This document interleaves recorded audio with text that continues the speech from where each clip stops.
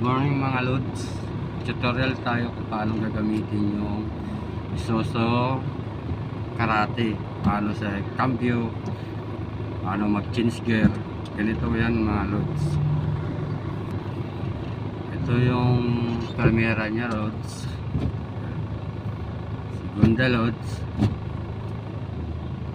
tercera lods, kwarta, tapos balik.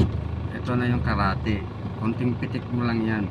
Yan, ito na yung quinta, sixta, seventa. Yan, ganyan yan hanggang lula sa kit.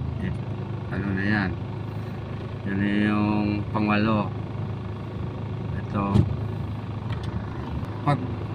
pagtapos ka na dun sa pangwalo, balik mo yan dito, balik mo yan, ganyan mo na lang.